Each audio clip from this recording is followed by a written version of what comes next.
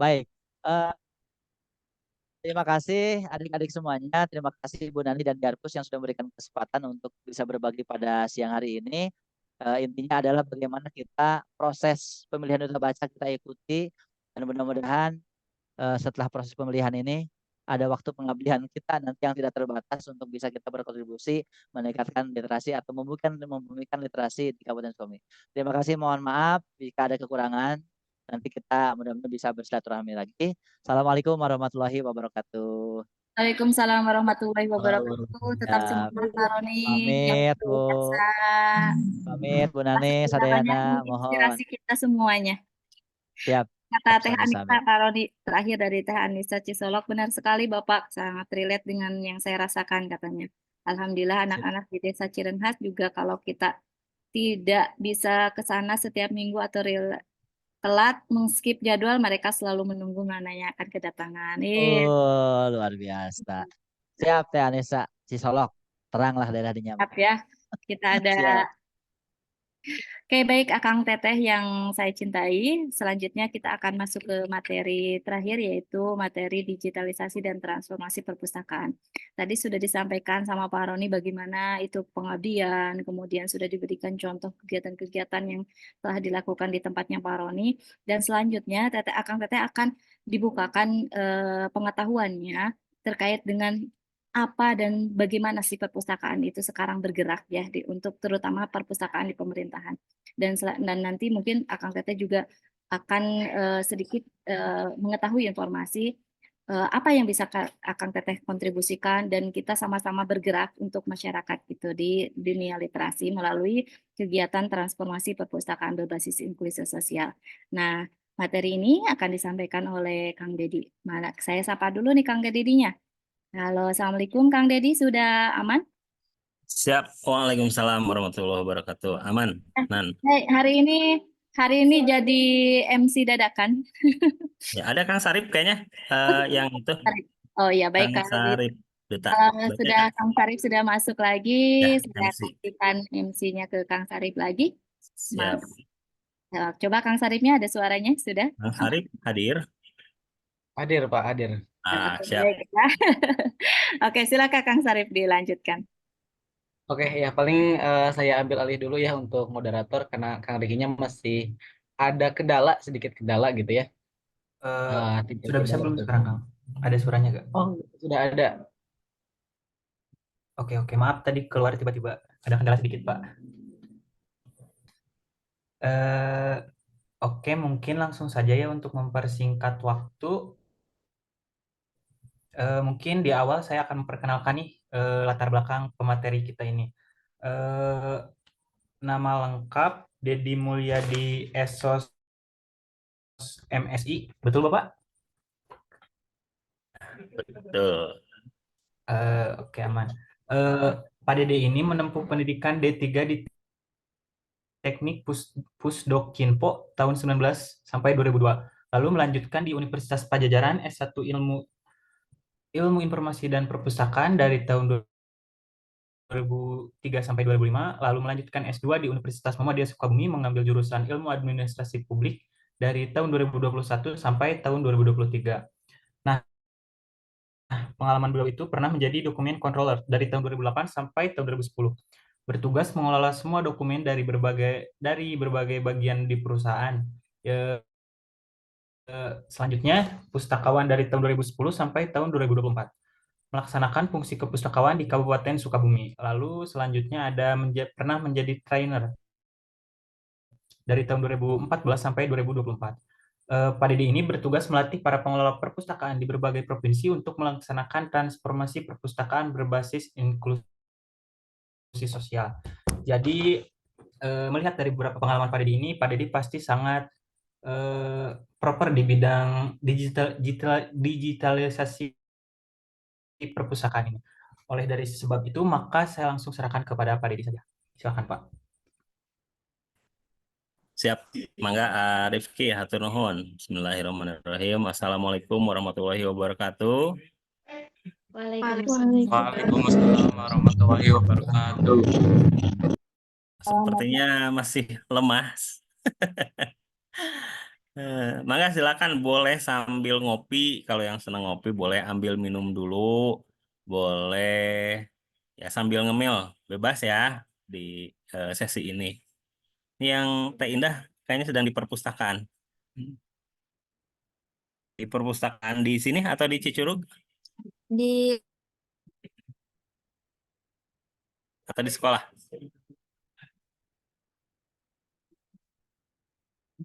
Langsung diem ditanya. Iya, ngelag. Apa kabar? Saya panggil teman-teman aja ya, biar lebih nyaman, lebih akrab, dan biar saya juga tidak terkesan terlalu tua gitu ya. Jadi panggilnya teman-teman supaya terkesan seumuran. Apa kabar teman-teman? Sudah sarapan semuanya? Alhamdulillah sudah. Sudah Pak. Tinggal makan siang berarti ya. Sebentar lagi. Eh, Mohon maaf, waktu makan siangnya yang biasanya jam 12 siang akhirnya harus diganggu dulu sama sesi yang ini sekarang.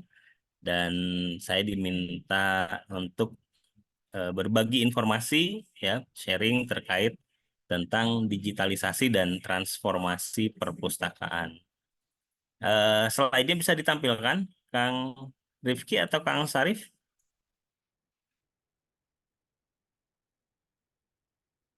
Gimana Pak?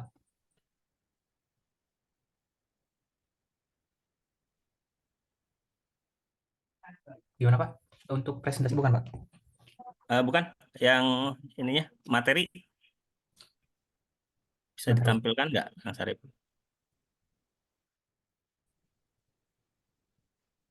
Di Kang Sarif mungkin Bapak. Oke, Ya, sebentar Bapak.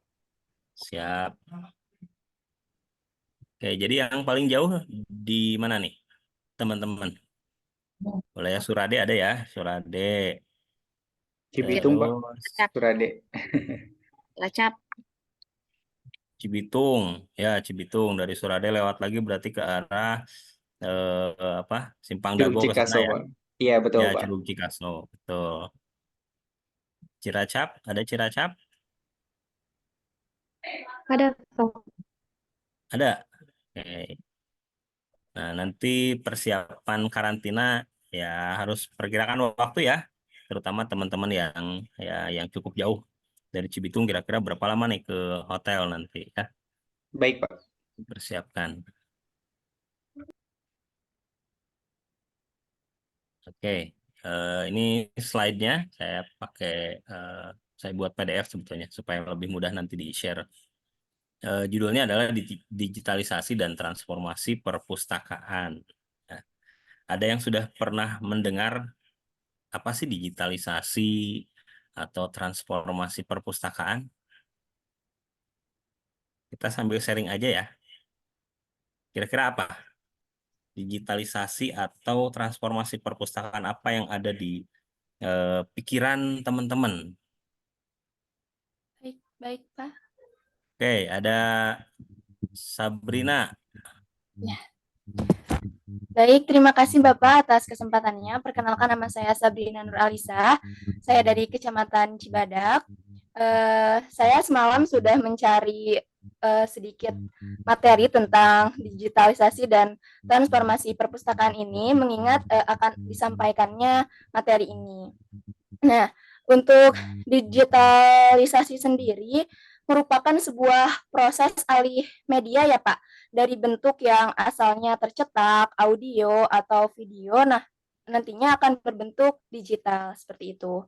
Lalu untuk transformasi perpustakaan sendiri adalah suatu perubahan dalam unsur perpustakaan. Perubahan ini diantaranya seperti unsur koleksi, pengolahan, lalu penyimpanan dan pemakaian di perpustakaan. Seperti itu, Pak. Terima kasih. Oke, kasih ini dong, kasih jempol buat Teh Sabrina di react-nya, bisa? Nah, oke, ya, betul yang disampaikan Teh Sabrina tadi. Ini kayaknya kalau udah bisa kayak gini nggak usah panjang-panjang ya materinya ya. 15 menit cukup kayaknya. Oke, lanjut sekarang perwakilan gender nih. Ada Kang Malik. Kang Malik boleh sebutkan dari mana Kang Malik?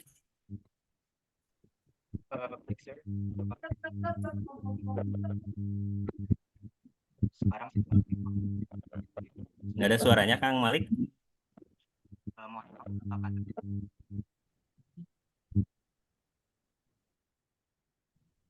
mohon Halo Kang Malik. izin Pak. Nggak kedengeran. Mohon maaf Pak, sekarang apakah Nah, terdengar? Is my voice audible? nah oke agak kencang sekarang. Tadi kecil banget suaranya. Thank you, sir. Nama saya Muhammad Malik dari Kecamatan Gunung Buruh dan sekarang sebagai mahasiswa Universitas Muhammadiyah Sukabumi, program studi sastra Inggris semester 6, Pak. Oke. Kalau dilihat dari dictionary-nya, digitalisasi dan juga transformasi itu sebetulnya dua hal yang bersambungan atau berkaitan, Pak. Bagi saya, digitalisasi dan transformasi itu adalah masa transisi atau peralihan di mana dari yang berbasis manual menjadi online ataupun digital. Salah satu bentuk perubahan kepustakaan atau dari perpustakaan itu sendiri dari manual menuju digital adalah dengan adanya pengelolaan ataupun pengolahan kearsifan yang awalnya ataupun sebelumnya manual menjadi pengarsipan digital.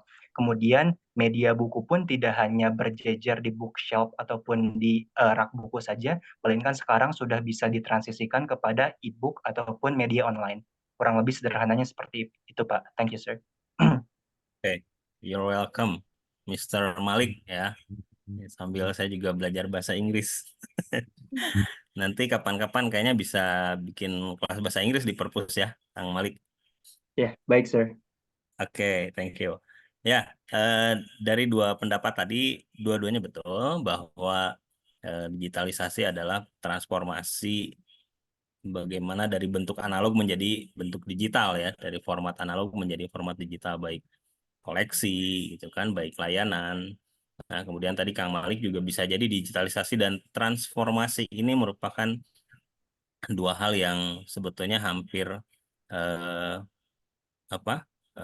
maknanya hampir mirip ya, bahwa digitalisasi adalah bentuk perubahan atau bentuk transformasi ya, tetapi di sini kita akan coba jelaskan bagaimana digitalisasi dan transformasi dalam sisi yang berbeda. Oke, terima kasih Kang Malik dan Teh Sabrina. Terus yang berikutnya adalah kata perpustakaan. Nah, apa yang ada di pikiran teman-teman yang dimaksud dengan perpustakaan?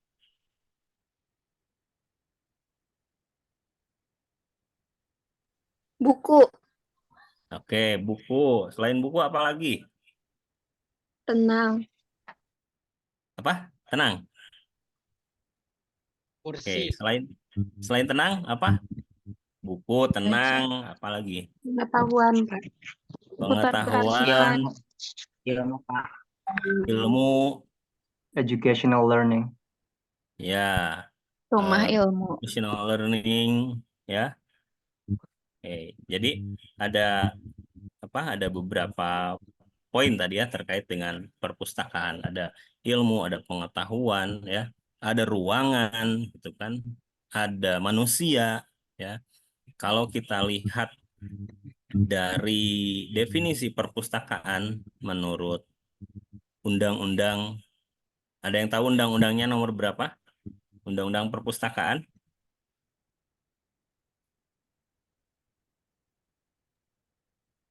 Ada yang pernah mendengar nomor berapa undang-undang perpustakaan?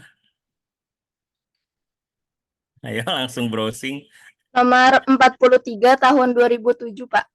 Ya, 43 tahun 2007 ya, Undang-Undang tentang Perpustakaan. Ya, di sana dijelaskan bahwa perpustakaan adalah institusi pengelola koleksi karya tulis, karya cetak, atau karya rekam. Jadi di sana sudah berbicara, Kang Sarip, boleh di next slide berikutnya, ya, bahwa ada karya tulis, karya cetak, karya rekam yang dikelola secara profesional. Nah, ini ada kata kunci kedua. Kata kunci pertama adalah koleksi. Ada koleksinya. Kata kunci kedua, dikelola secara profesional. ya. Kemudian kata kunci yang ketiga adalah menggunakan sistem yang baku. Kemudian guna memenuhi kebutuhan pendidikan, pelestarian, penelitian, dan informasi serta rekreasi para pemustakanya. Jadi ada beberapa kata kunci yang saya garis tebal, itu kata kuncinya. Bahwa perpustakaan merupakan koleksi. Hari ini koleksi bukan hanya buku tercetak, ya, tetapi juga ada buku-buku yang bisa diakses secara digital. Kemudian ada koleksi karya rekam, VCD, film, ya. Kemudian audio itu merupakan karya rekam.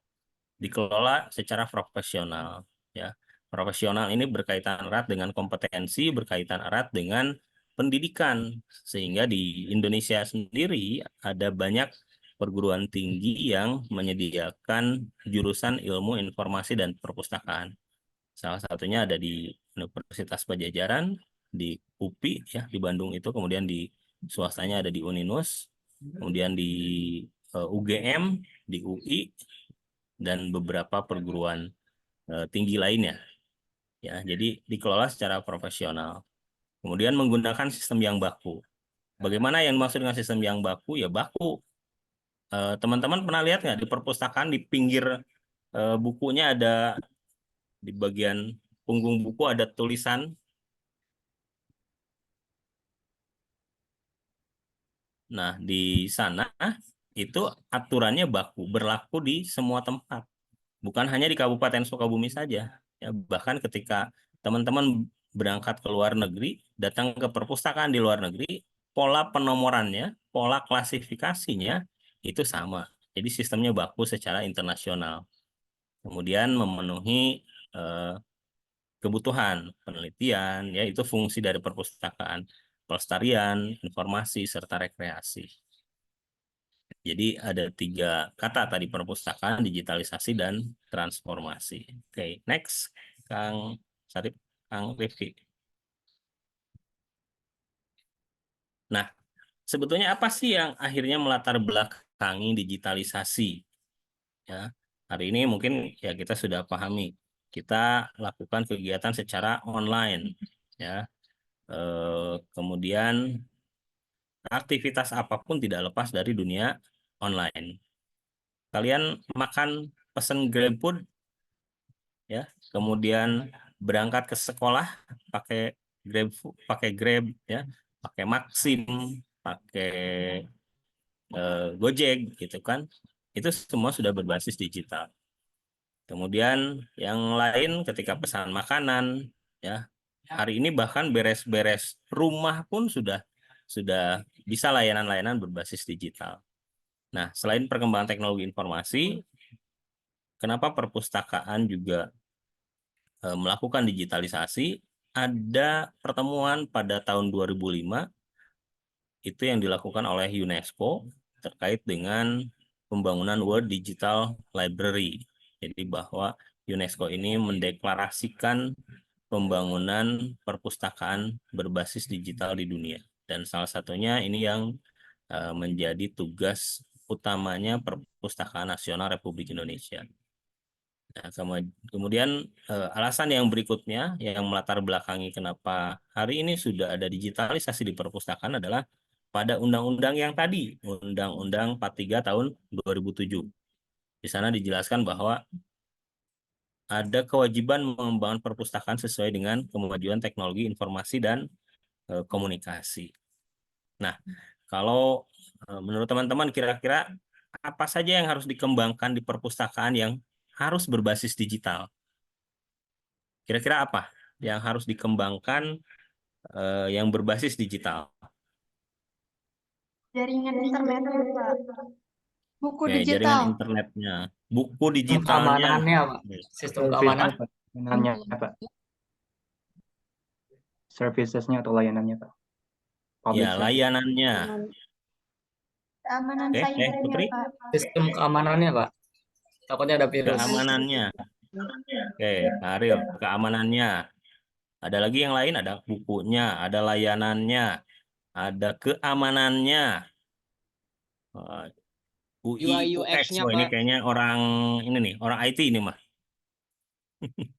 bahasa orang IT ya, Kang Irfan ya. Itu. Jadi ada 3 hal yang mendasar yang harus dikembangkan pada perpustakaan terkait dengan digitalisasi. Ya, yang pertama tadi siapa yang bilang koleksinya, bukunya? Nah, itu koleksinya. Boleh next, Kang Sarip.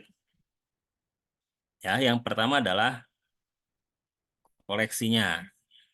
Hari ini ada buku-buku digital. Ya, siapa yang senang baca buku digital di aplikasi di handphone? Aku. Saya Pak. Saya Pak. Oke, biasanya aplikasi apa yang suka dipakai? Ipusnas. Wattpad. Ada Ipusnas, ada apalagi KBM, Jurnal. ada e-jurnal, ada Wattpad, ya. AU. AU, Pak. Apa? AU. HU apa tuh? Kayaknya Bapak baru dengar. Alternatif unit, Pak. Kita yang di Twitter. Oh ya, gitu. Jadi hari ini ada banyak jenisnya ya. Teman-teman bisa mengakses. Oh, ada Vizo ya. Ada banyak. Jadi koleksi yang bisa kita akses berbasis digital. Ada banyak sekali, terutama angkatan teman-teman ini ya lebih senang berbasis digital. Yang kedua adalah yang perlu dikembangkan tadi kata Pak Kang Malik ya, servicesnya ya, layanannya yang harus dikembangkan, yang harus berbasis digital. Ya, kayak misalnya Gojek dan sebagainya itu layanannya yang berbasis digital, layanan jasanya bukan produknya. Kemudian yang berikutnya adalah tadi komputernya Pak, gitu kan. Perpustakaan harus ada wifi-nya, yaitu sarana prasarananya. Ya, orang datang ke perpustakaan, bukunya tidak ada, ya sediakan komputer, ada akses internet, ya sudah, mereka tinggal bisa baca di komputer yang terkoneksi dengan internet. Jadi minimal 3 elemen ini yang perlu dikembangkan di dalam digitalisasi perpustakaan. Nah, perpustakaan sebagai perpustakaan pembina seluruh jenis perpustakaan ini ada beberapa konten-konten atau koleksi digital yang disediakan oleh Perpustakaan Nasional. Ya, tadi ada yang bilang Ipusnas ya. Next, Kang Sarip. Ada Ipusnas. Siapa yang belum pernah mengakses Ipusnas? Boleh angkat tangannya. Ini semuanya sudah akses Ipusnas. Oh, belum. Ada yang belum ya? Oke. Ipusnas itu adalah perpustakaan digital yang dikembangkan oleh Perpustakaan Nasional. Kemudian ada e-resources. Ya, e-resources ini adalah koleksi-koleksi yang formatnya digital, isinya ada jurnal, kemudian ada e-book di sana, ada artikel, kemudian ada karya referensi online lainnya. Ini milik Perpusnas, sama-sama milik Perpusnas. Kemudian ada juga namanya Bintang Pusnas. Ini juga aplikasi yang isinya terkait dengan buku-buku, kebanyakan di Bintang Pusnas adalah buku-buku pelajaran. Nah, kemudian yang merah ini, yang 1, 2, 3 ini yang diberi warna merah ini punya Perpustakaan Nasional atau dikembangkan oleh Perpustakaan Nasional. Kalau Kabupaten Sukabumi, kita juga punya aplikasi buku digital, nama aplikasinya Kami Baca.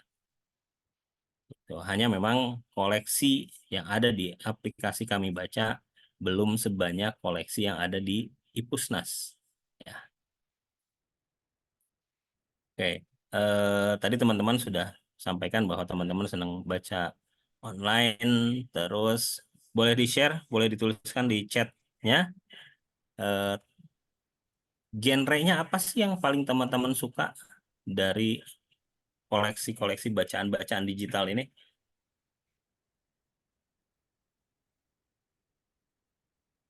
Ada romantis, fiksi remaja, spiritual, komedi, wah, self improvement, fantasi, anime, horor.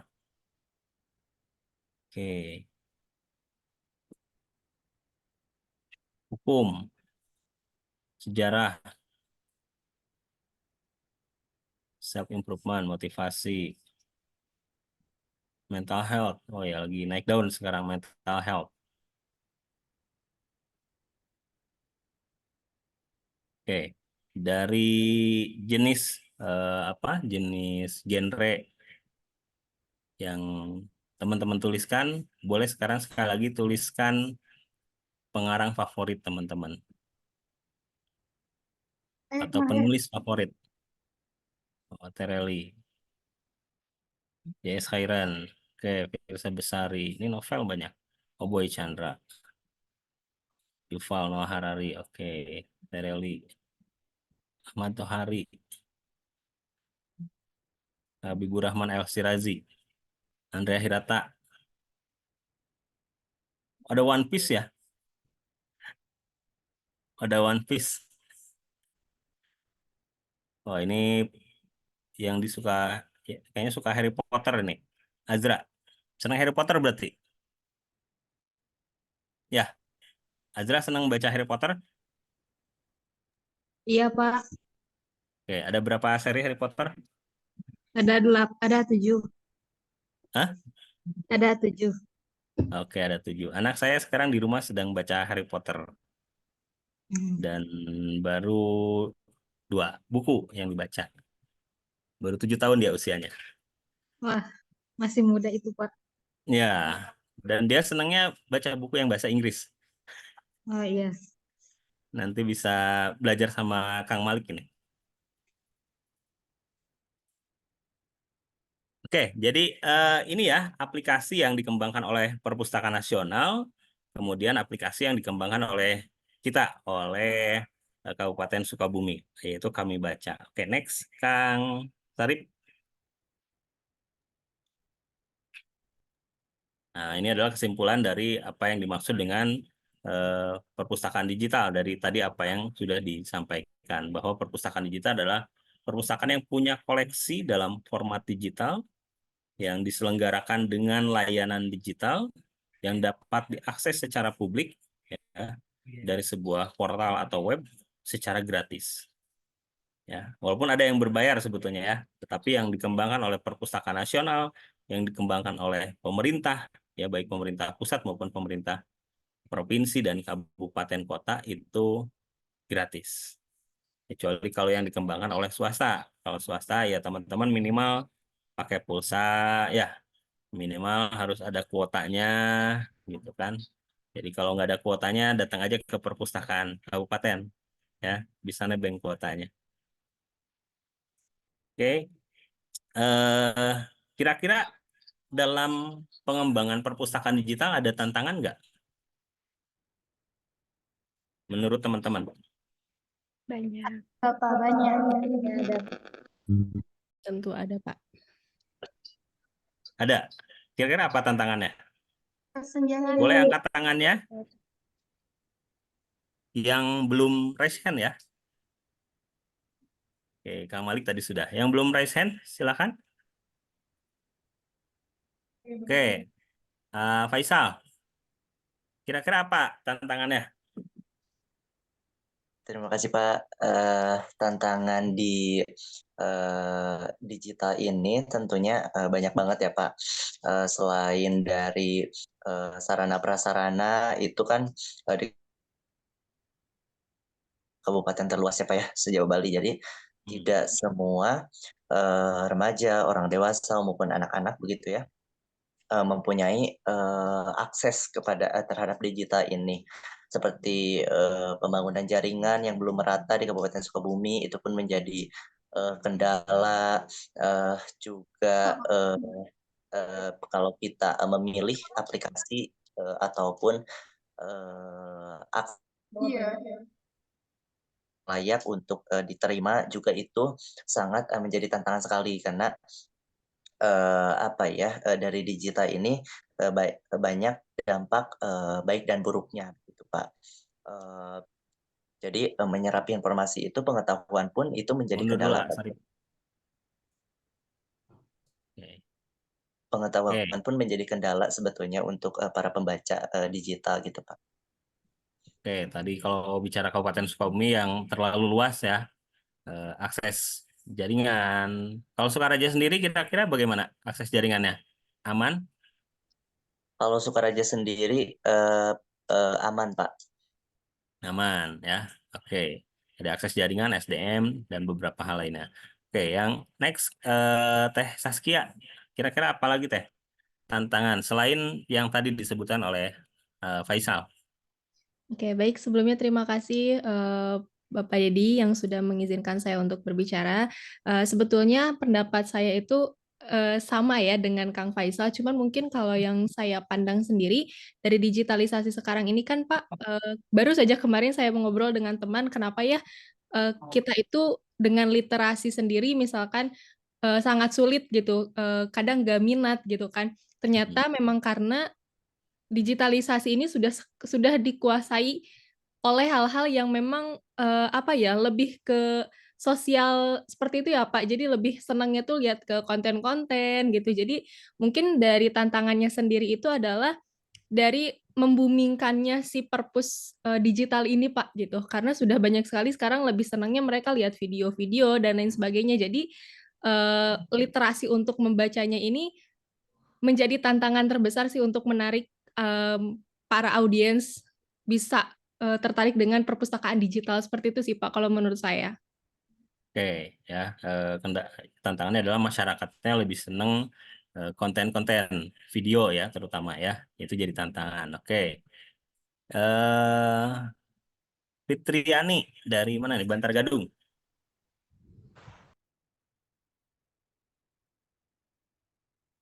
Oke, Teh Fitriani.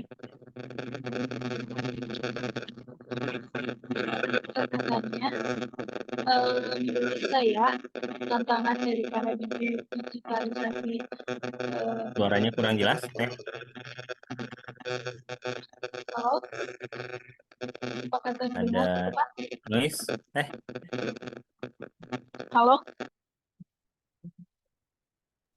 halo, apakah Ya, terdengar? coba. Ya. Menurut saya digitalisasi tantangan daripada digitalisasi literasi adalah pertama sama seperti yang tadi disebutkan oleh Kang Faisal ya, dari aksesnya yang mungkin ada sebagian wilayah yang tidak merata dengan aksesnya. Contohnya saja di daerah saya di Bantar Gebang ya. Di situ tempatnya memang sulit sekali untuk mengakses ke internet.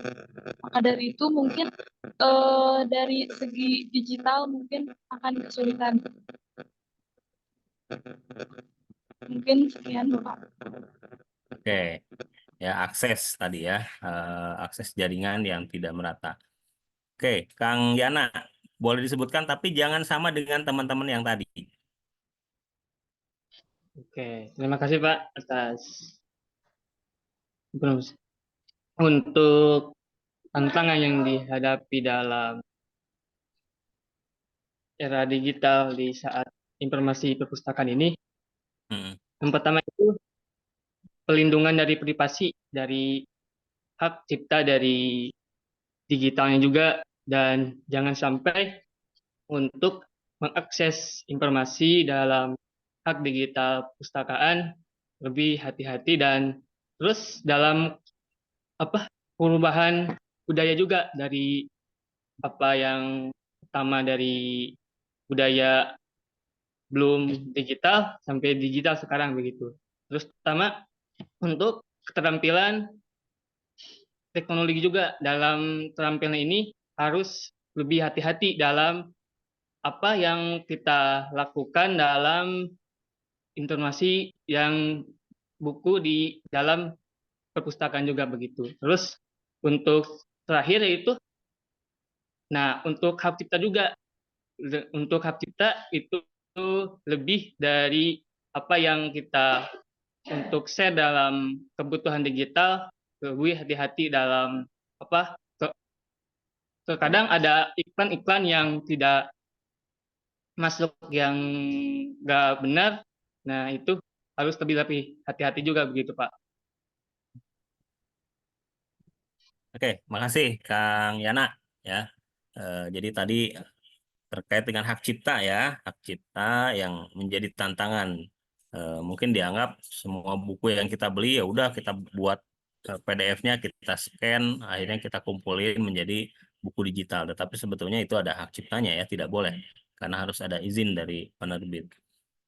Termasuk juga ketika teman-teman melakukan aktivitas kemarin teman-teman belajar membacakan nyaring ya sama Bu Galuh. Ya, belajar, Pak. Termasuk ketika aktivitas membacakan nyaring ya yang dipublikasikan di media sosial itu juga harus ada hak ciptanya, ada izinnya. Jadi teman-teman tidak boleh, kan ini mah ada buku nage, saya sudah beli sendiri, ini mah di Gramedia misalnya gitu kan, atau di toko buku lain.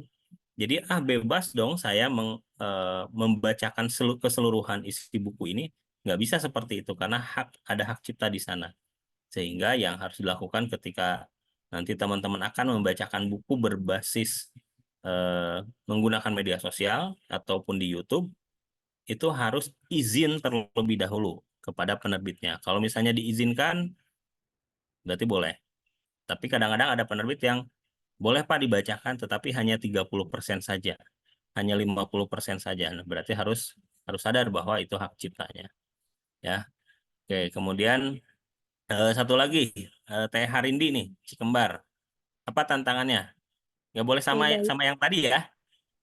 Assalamualaikum warahmatullahi wabarakatuh. Sebelumnya terima kasih Bapak telah mempersilahkan saya untuk menyampaikan pendapat. Saya Harindi Asnawa dari Kecamatan Cikembar. Kalau pendapat saya, tantangan dari digitalisasi perpustakaan itu terletak pada kesiapan masyarakatnya, terutama seperti yang kita ketahui, target kita yang di Kabupaten Sukabumi ini tidak semua masyarakat bisa kenal dengan gawai gitu. Bahkan yang seumuran 20 tahun saja gitu tidak terlalu memahami tentang internet. Jadi bagaimana caranya kita sebagai duta baca bisa mengajak masyarakat itu mengenali bagaimana pengaksesan perpustakaan secara digital tersebut. Ya, oke. Betul ya. Artinya tadi sudah disampaikan keterampilan atau kesiapan SDM-nya. Mungkin hari ini teman-teman sering lihat orang yang penjual ya pedagang kaki lima, mereka mengisi waktu luangnya dengan nonton TikTok gitu kan, nonton snack video dan sebagainya. Tetapi pernah tidak teman-teman perhatikan sebetulnya apa sih yang diakses oleh mereka? Apakah memang itu pengetahuan yang akan ya menambah value buat kehidupannya, atau hanya sekedar ya tontonan-tontonannya yang memang hanya hiburan saja, tidak ada hal-hal yang membuat mereka lebih produktif. Jadi ini juga tantangannya buat nanti yang kita hadapi ya, yang teman-teman hadapi. Oke, next Kang Sarip. Ya, walaupun tantangannya banyak, tetapi yang jelas manfaatnya juga pasti banyak.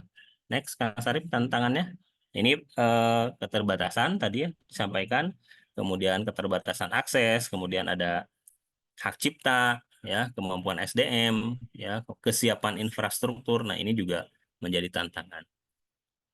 Next, Kang Sarip. Nah, ini adalah manfaatnya, bahwa ternyata dengan digitalisasi bisa mempermudah akses informasi dimanapun, kapanpun bisa diakses. Kalau secara konvensional, ya perpustakaan kita tutup sampai jam 4, ya teman-teman datang ke sini jam 5 sudah tidak bisa akses perpustakaan, ya. Tapi kalau digital, ya 24 jam. Kemudian mempermudah proses temu balik kembali informasi. Relatif lebih mudah, ya. Lebih mudah untuk disimpan, untuk dikembalikan prosesnya karena menggunakan sistem. Kemudian manfaat yang berikutnya adalah menyelamatkan kandungan informasi koleksi. Tadi kalau kita berbicara buku tercetak atau koleksi tercetak, itu relatif lebih rawan terkena kerusakan, bisa basah ya, kehujanan gitu kan, atau misalnya terkena rayap, atau misalnya ada orang yang iseng, kadang-kadang saya sering lihat di perpustakaan, ya karena dipakai, dipinjam, dikasih stabilo, dicoret pakai pensil, pakai pulpen, dibuledan dan sebagainya untuk menandai. Nah, itu sebetulnya perilaku-perilaku vandalisme. Tapi kalau digital tidak mungkin seperti itu. Nah, kemudian manfaat yang lainnya adalah menggunakan digitalisasi ya pasti menghemat ruang penyimpanan koleksi. Kalau buku tercetak, terbayang ukurannya harus berapa kali berapa meter. Tetapi kalau dengan digital, satu server yang berukuran 1 unit komputer sudah bisa menampung puluhan ribu judul buku, ya, artinya menghemat ruang. Nah, jadi ini terkait dengan konsep digitalisasi di perpustakaan. Hari ini kita sudah berjalan terkait dengan digitalisasi dan terkait dengan transformasi perpustakaan. Selanjutnya, Kang Sarip. Nah, ini adalah terkait dengan transformasi perpustakaan berbasis inklusi sosial. Ya, jadi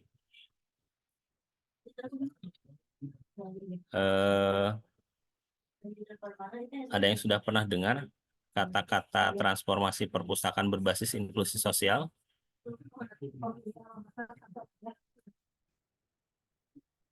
Sudah pernah ada yang dengar?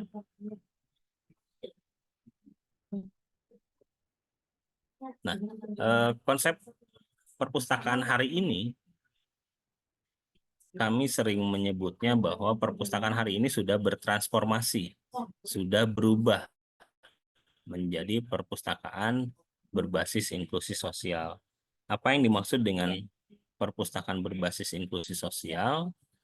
Perpustakaan berbasis inklusi sosial adalah perpustakaan yang berubah, yang awalnya perpustakaan hanya sebagai tempat membaca buku saja, hari ini berubah menjadi pusat belajar dan berkegiatan masyarakat.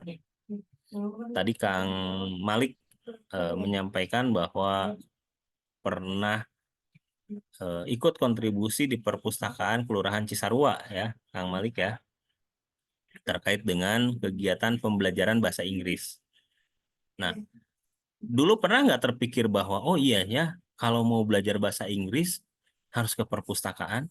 Oh iya ya, kalau mau belajar bahasa Jepang harus ke perpustakaan, belajar membuat keterampilan harus ke perpustakaan. Pernah nggak terpikir seperti itu? Enggak ya? Enggak. Karena yang dulu kita bayangkan bahwa perpustakaan hanya sebagai tempat buku unggul. Ayah buku, orang datang ke perpustakaan, minjem buku, dibawa pulang, dibaca, selesai dibaca, dibalikin lagi. Nah, itu konsep perpustakaan yang kita bilang perpustakaan konvensional. Jadi hanya sekedar menyediakan bahan bacaan, tempat baca buku saja. Nah, perpustakaan berbasis inklusi sosial adalah bagaimana perpustakaan dirancang oleh kita menjadi perpustakaan yang menjadi pusat belajar dan berkegiatan masyarakat sesuai dengan kebutuhan masyarakat, sesuai dengan potensinya. Misal di Pelabuhan Ratu, ya, ternyata potensinya adalah ikan. Nah, bagaimana perpustakaan di Pelabuhan Ratu didorong menjadi melakukan kegiatan terkait dengan metode pengolahan ikan, misal. Atau karena di Cisaat ya ada keterampilan kue ali, sehingga ada kelas pembelajaran membuat kue ali yang di perpustakaan. Nah, konsep transformasi perpustakaan adalah seperti itu, bagaimana perpustakaan menjadi ruang belajar dan berkegiatan masyarakat. Jadi orang datang ke perpustakaan bukan hanya baca buku, tetapi mereka belajar. Belajar apa? Belajar apa saja. Belajar fotografi di perpustakaan, belajar bahasa di perpustakaan, belajar merajut di perpustakaan, ya, belajar membuat keterampilan lainnya di perpustakaan.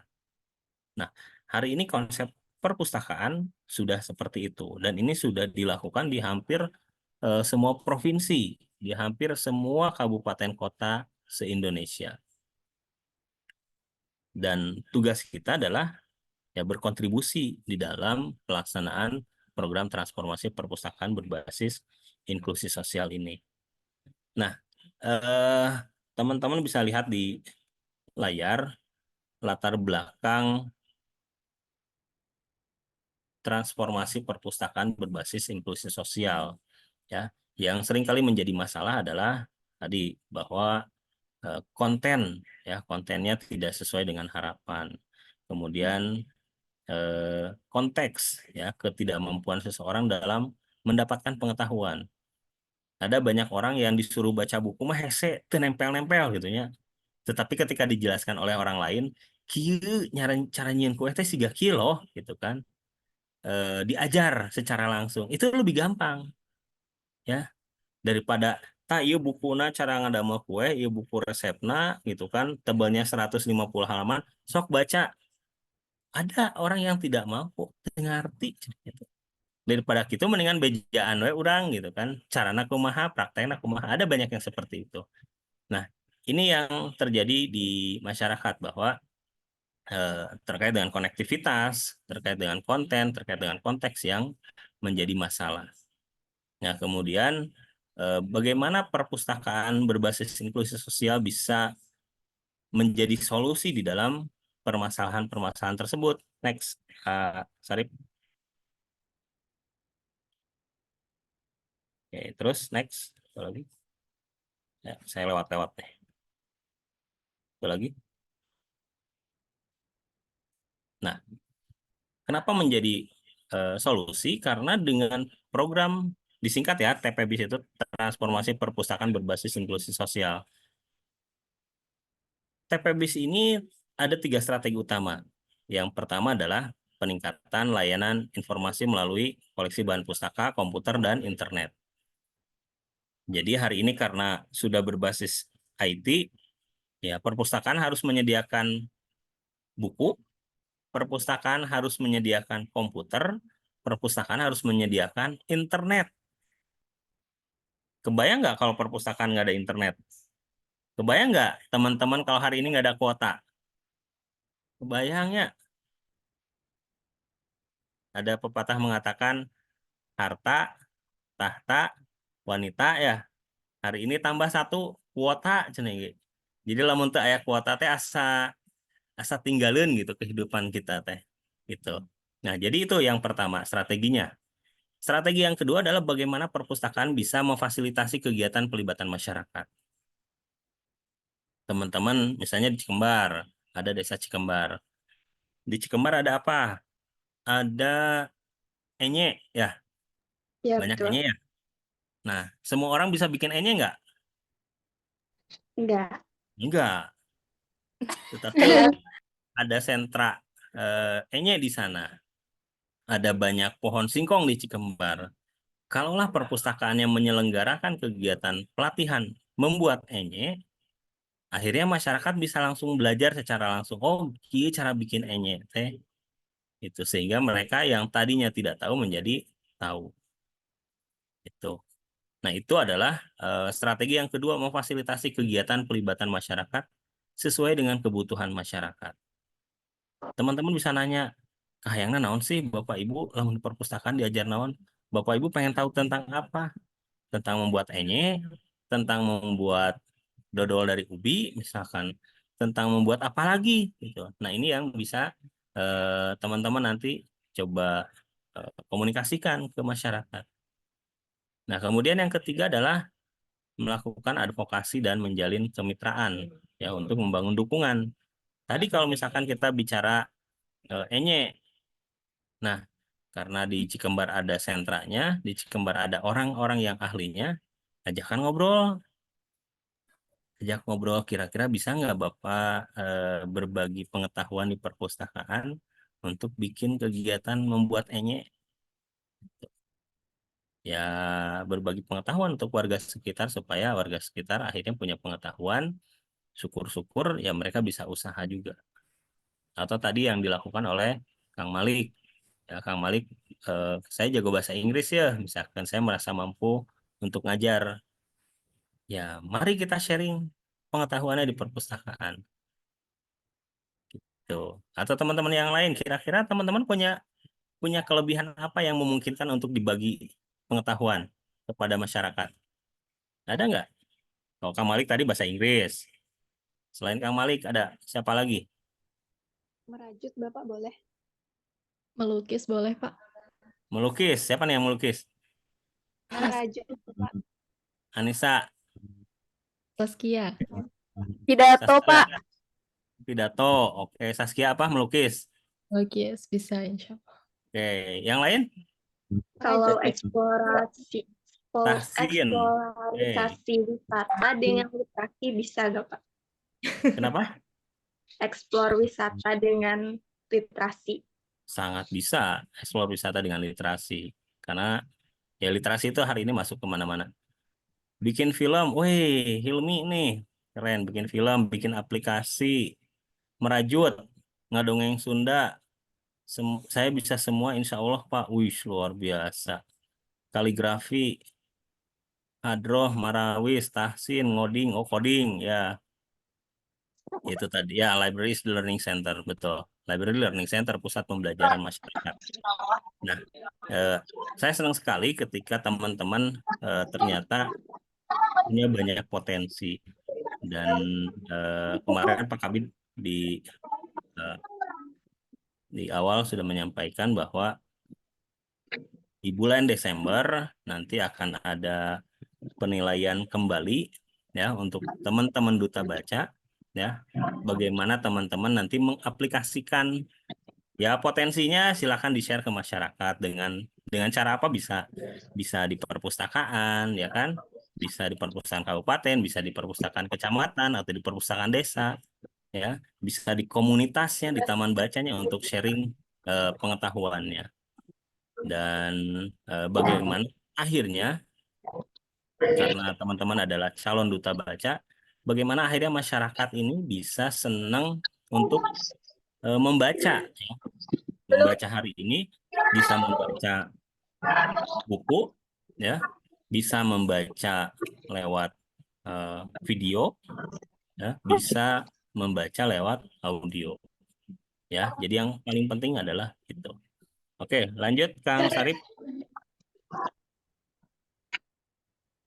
Nah, berbicara transformasi, sebetulnya juga di transformasi ini, di perpustakaan, ada 3 hal yang ditransformasi. Yang pertama adalah koleksinya. Ya, kalau tadi siapa yang menyampaikan bahwa tantangan masyarakat kita hari ini senangnya konten gitu kan, senangnya video. Nah, tantangan buat teman-teman duta baca adalah bagaimana teman-teman bisa membuat konten itu kan singkat ya, nonton TikTok singkat. Hari ini kan karena mungkin masyarakatnya senang makan mie ya, senang makan mie instan. Jadi senang semua yang serba instan. Belajar senangnya yang instan. Bagaimana caranya belajar instan tapi bisa gitu ya. Cara bikin kue, kalau nonton video di YouTube mah kayaknya lama gitu kan, 1 jam baru selesai. Tapi nonton di TikTok mah cara bikin kue teh hanya 5 menit jadi. Nah, akhirnya masyarakat milihnya di TikTok. Nah, tantangan buat teman-teman adalah bagaimana teman-teman bisa menggali informasi, kemudian memproduce informasi sehingga informasi yang tadinya banyak segini bisa dibuat menjadi singkat, tetapi isinya tetap sama, tidak ada yang berkurang. Intinya tetap sampai ke masyarakat. Itu tantangannya. Oke, yang pertama yang ditransformasi adalah koleksinya. Ya, koleksinya harus sesuai kebutuhan masyarakat. Ya, koleksinya harus sesuai perkembangan teknologi informasi. Harus ada yang e-booknya, ada yang digitalnya. Kemudian yang ditransformasi, next, Kang Sarip. Nah, ruang di perpustakaan yang awalnya hanya tempat baca saja menjadi ruang kegiatan masyarakat.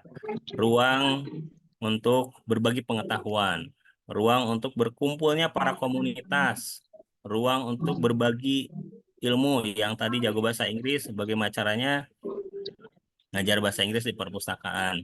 Yang bisa melukis, bagaimana caranya bisa berbagi pengetahuannya tentang melukis yang baik. Yang bisa bikin coding, bagaimana caranya bisa berbagi pengetahuannya tentang coding kepada masyarakat di Kabupaten Sukabumi. Jadi ruangnya mulai berubah, bukan hanya ruang yang statis, tetapi ruang yang dinamis, yang dipakai untuk belajar dan berkegiatan. Kemudian yang ketiga, next, yang perlu ditransformasi adalah layanan. Ya, layanannya perlu ditransformasi. Bagaimana perpustakaan yang hanya tempat membaca buku saja menjadi tempat belajar masyarakat. Perpustakaan menjadi ruang kreatif untuk masyarakat. Mereka bisa belajar, mereka bisa berlatih, ya, mereka bisa berbagi pengetahuan, ya, di perpustakaan. Mereka bisa mendapatkan life skill, ya, di perpustakaan. Oke, next. Nah, ini adalah peran dan tantangan untuk teman-teman semua sebagai duta baca, ya. Duta baca yang pertama punya peran untuk mengkampanyekan gerakan nasional Gemar Membaca di berbagai kalangan melalui berbagai media. Teman-teman yang masih sekolah harus mengkampanyekan bagaimana mengajak orang untuk melakukan peningkatan kegemaran membacanya di sekolah. Yang ada di kampus, ya, Teh Putri ya, di kampus, bagaimana caranya mengkampanyekan tentang gerakan nasional membaca di kampusnya masing-masing. Itu yang pertama. Kemudian yang kedua, berperan aktif menyukseskan program peningkatan kegemaran membaca di masyarakat. Ya, baik yang di kabupaten, baik di tingkat kecamatan, di tingkat desa maupun di komunitas. Ya, di TBM gitu kan, atau di komunitasnya sendiri. Mungkin ada teman-teman yang juga punya komunitas masing-masing di sini. Kemudian yang berikutnya adalah ya menjadi narasumber, ya, menjadi pembicara. Teman-teman sudah belajar public speaking, ketika ada yang ngajak Teh Fitri nanti diundang di sekolah ya, sekalian kita mau ada posting, Teh Fitri nanti jadi narasumbernya, gitu. Harus siap, ya, gitu. Jadi bagaimana caranya agar di Kabupaten Sukabumi tingkat kegemaran membaca ini meningkat. Ini yang harus diupayakan, ini menjadi PR kita bersama ya, yang harus diupayakan supaya ada peningkatan tingkat gemar membaca masyarakat. Kemudian yang berikutnya adalah teman-teman disadari atau tidak, teman-teman adalah seorang, kalau saya bilang, public figure, ya, seorang model, sehingga apapun yang dilakukan oleh teman-teman akan menjadi contoh untuk orang lain. Ya, minimal di keluarga akan menjadi contoh di keluarga. Teman-teman punya adik, ya, pasti akan jadi contoh buat adiknya. Ada teman di sekolah, pasti akan jadi contoh teman-teman di sekolahnya. Di kampus pasti akan jadi contoh teman-teman di kampusnya. Begitupun di masyarakat. Ya, teman-teman ini adalah role model. Bagaimana teman-teman menjadi contoh yang mampu memberi inspirasi, mampu memberi motivasi kepada masyarakat agar Kabupaten Sukabumi bisa meningkat tingkat kegemaran membacanya. Jadi itu beberapa peran yang akan dijalani oleh teman-teman, ya. Jadi kata Pak Roni tadi ya, tantangannya bukan pada saat pra-karantina dan karantina, bukan, ya. Itu mah anggaplah hiburan ya. Itu mah dijalani saja dengan senang, tidak perlu tegang. Tetapi yang menjadi tantangan terbesarnya adalah ketika teman-teman pulang dari duta baca dan teman-teman akan pulang ke masyarakat menjadi seorang role model di masyarakat. Ya, orang akan berpikir, mana duta baca teh cenah resep maca buku. Kan itu tantangan ya. Mau duta baca, apalagi misalnya sudah pakai selempang, ngiri kan naon ketika ada teman, ketika ada tetangga yang bertanya, si teteh kamari tos di mana? Tos ngiringan lomba duta baca ya. Oh gitu. Terus resep maca buku, aku hantara cenah kan nggak mungkin ya. Ya teman-teman akan jadi role model, teman-teman akan menjadi contoh buat orang lain. Itu saja informasi yang bisa Bapak share ke teman-teman. Sekali lagi terima kasih atas perhatiannya. Senang sekali bisa ketemu dengan orang-orang hebat ya. Dan luar biasa, mudah-mudahan hari Kamis Jumat ya kita bisa ketemu lagi nanti di Hotel Sukabumi Indah. Mudah-mudahan sehat-sehat semuanya, tetap semangat, dan ada pantun, izin pantun Kang Sarip. Ke toko membeli mangkok kaca. Mangkok dipakai buat makan mie. Selamat para calon duta baca.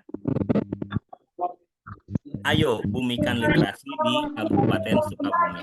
Oke, itu saja. Terima kasih. Billahi taufiq wal hidayah. Wassalamualaikum warahmatullahi wabarakatuh. Waalaikumsalam warahmatullahi wabarakatuh. Waduh, aktif, Pak. Sudah pada ngacung. Ya.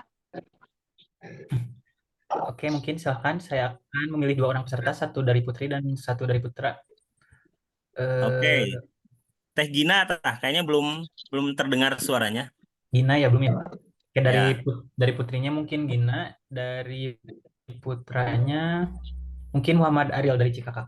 Oke, silakan. Mau satu-satu apa langsung 2, Pak? Boleh satu-satu. Oke, satu-satu dulu aja, berarti nanti langsung dijawab ya, Pak? Ya. Oke, silakan kepada Gina. Terima kasih kepada moderator yang telah memberikan waktunya. Bapak izin bertanya, bagaimana cara mengatasi kecemasan dari tantangan arus yang namanya digital. Semakin banyak informasi yang kita dapatkan itu terkadang membuat kita merasa cemas karena terlalu banyak menampung berbagai informasi. Meskipun itu informasinya positif, tetapi terkadang kita tuh terlalu banyak informasi mungkin jadi banyak kecemasan tersendiri. Terima kasih. Oke. Bagaimana mengatasi kecemasan? Minimal kecemasannya karena terlalu banyak informasi yang masuk ya, Teh Gina. Iya, betul. Kecemasan dan mungkin kebingungan ya. Iya, betul. Ya, karena terlalu banyak informasi yang masuk. Yang perlu kita lakukan adalah, pernah dengar nggak istilah saring sebelum sharing? Artinya, yang perlu kita lakukan adalah saring dulu. Ya. Informasinya tentang apa? Informasinya diperolehnya dari mana? Kemudian siapa yang menyampaikan informasi? Apa yang disampaikannya? Sehingga kita perlu minimal melihat sumbernya terlebih dahulu. Ya, karena semua informasi yang yang masuk ke kita hari ini, apalagi terutama di WA gitu kan, ada WA blast dan sebagainya, seringkali terlihat benar. Contoh misalnya berkaitan dengan Bapak ambil contoh terkait dengan hal-hal yang bersifat agama. Ini kalau di-share ke orang lain maka Anda akan mendapatkan pahala 100 kali gitu kan. Itu kan kadang-kadang terlihat benar ya. Tetapi apakah memang itu ada dasarnya di Al-Qur'an, ada dasarnya di hadis gitu kan? Kemudian apakah benar apa yang disampaikan sesuai dengan Al-Quran dan hadis itu kalau berkaitan dengan agama. Kalau misalnya terkait dengan hal-hal normatif yang berkaitan dengan hukum, coba lihat lagi bagaimana aturan yang berlakunya, bagaimana konteks informasi yang kita terima dengan kita cari sumber informasinya. Yang jelas kalau informasinya diperoleh dari WA, informasinya kita peroleh dari blog, nah itu hal-hal yang sebetulnya perlu kita waspadai tingkat validitasnya. Mungkin kalau yang teman-teman sudah di level mahasiswa, ya validitas informasi itu ya biasanya kan kayak misalnya nulis skripsi gitu kan, nulis karya ilmiah.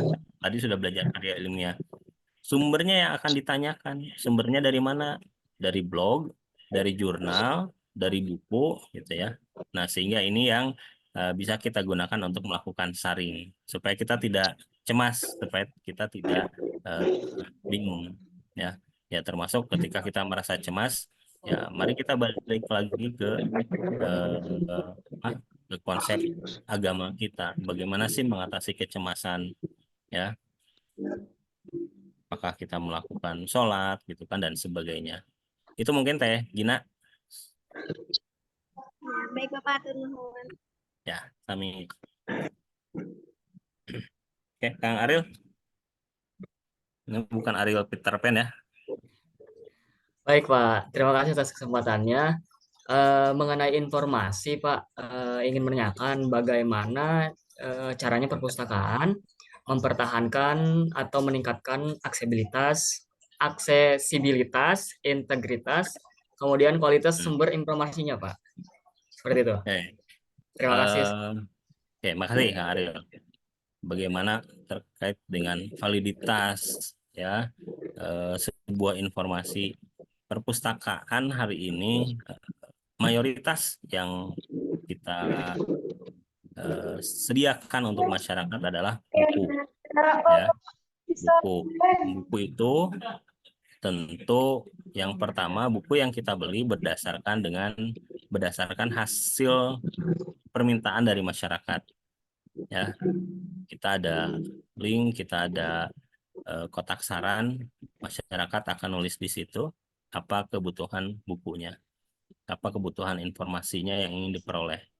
Nah, setelah itu kita rekap dan kita ada pustakawan. Nah, pustakawan inilah yang akan tanda kutip melakukan seleksi terhadap informasi. Ya, kita bilang buku adalah informasi. Pustakawan inilah yang melakukan seleksi atas informasi yang akan di-share kepada masyarakat. Dulu kami pernah di beberapa tahun ke belakang, ya, kita ada pengadaan buku, kemudian ketika teman-teman pustakawan baca, oh ternyata ini buku-buku dewasa sebetulnya, gitu kan, ini tidak layak, gitu ya. Akhirnya sebagian besar buku-buku yang tanda kutip tidak layak itu tidak kita tayangkan ke masyarakat. Nah, jadi kita punya pustakawan, kita ada tim, dan mereka yang secara tidak langsung menjadi, kalau kita bilang, pengawas mutunya di dinas kita, di internal. Nah, kemudian pengawas mutu yang kedua adalah masyarakat. Kami juga menerima masukan. Kami pernah mengambil satu buku sehingga tidak kita simpan lagi di perpustakaan. Buku itu adalah buku, ternyata di dalamnya ada logo Palu dan Arit, gitu. Dan itu sempat orang yang si pembacanya yang minjem bukunya, dia foto buku itu, kemudian dia share di media sosial. Nah, akhirnya kita cross check, walaupun sebetulnya isinya tidak berkaitan erat dengan komunisme, ya. Logo itu hanya memang logo yang ada pada sebuah gambar, tetapi memang dimaklumi karena di buku itu adalah buku terjemahan dari luar. Nah, peserta, jadi buku itu terjemahan dari luar, di gambar itu ada peserta dari Uni Soviet. Uni Soviet itu waktu itu logonya kan Palu dan Arit, ya. Nah, itu sempat dipermasalahkan, walaupun akhirnya kita konfirmasi bahwa sebetulnya di buku ini tidak mengandung arah komunisme atau aliran kiri, tidak. Itu hanya ada logonya saja, tetapi untuk menghindari keresahan yang terjadi di masyarakat, kita take down si bukunya. Jadinya kita simpan.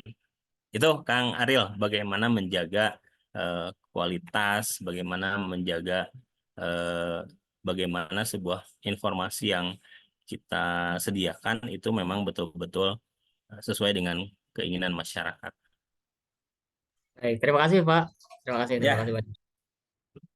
Oke, baik. Terima kasih banyak Bapak. Sami Kak Riki. Demikian acara seluruh rangkaian materi kita pada hari ini. Alhamdulillah sudah selesai. Dan mungkin selanjutnya akan saya kembalikan kepada MC. Terima kasih banyak Pak Dedi. Ya, kami Kang Rifki, kami Kang Sarip. Baik, mungkin saya ambil alih kembali ya. Eh, Alhamdulillah ya teman-teman, untuk rangkaian kita dari pagi sampai siang hari ini berjalan dengan baik, berjalan dengan lancar. Dan mudah-mudahan ya teman-teman semua yang menyimak pematerian kita pada hari ini dapat mendapatkan insight-insight baru ya teman-teman. Dan juga apa tadi yang disampaikan oleh para pemateri gitu bisa teman-teman apa namanya teman-teman implementasikan gitu nanti di masyarakat, nanti ketika teman-teman sudah menjadi Duta Baca Kabupaten Sukabumi tahun 2024 seperti itu. Tadi ada satu quote ya teman-teman, saya baca. Gini katanya, semakin banyak belajar ternyata kita semakin merasa bodoh, tapi berhenti belajar membuat kita benar-benar bodoh. Itu teman-teman. Jadi dengan adanya pematerian ini kita merasa oh kita itu belum tahu apa-apa gitu ya teman-teman. Dan mudah-mudahan teman-teman semua mendapatkan ilmu-ilmu baru, pemahaman-pemahaman baru yang menambah skill dan pemahaman teman-teman semuanya. Oke, mungkin untuk kegiatan kita pada hari ini hanya itu saja. Tapi sebelum teman-teman keluar gitu ya, live dari ruangan Zoom ini, kita dokumentasi terlebih dahulu ya. Semuanya dibuka kameranya. Jangan sampai ada yang off cam. Oke, silahkan bergaya sesuai gayanya masing-masing ya. Oke, 1, 2, 3. Oke, lagi. 1, 2, 3. Oke, 1, 2, 3.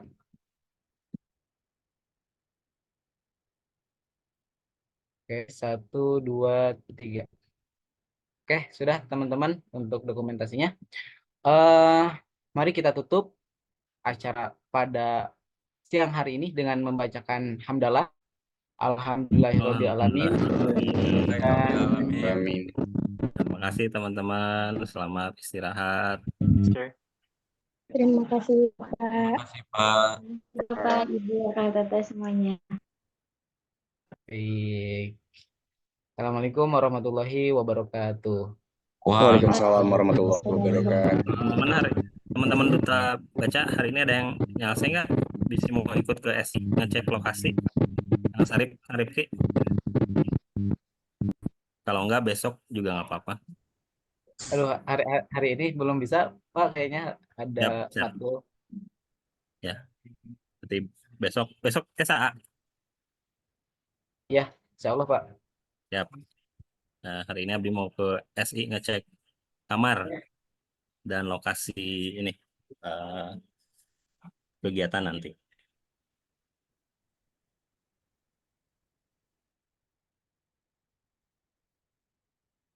Ya, mangga teman-teman boleh live langsung.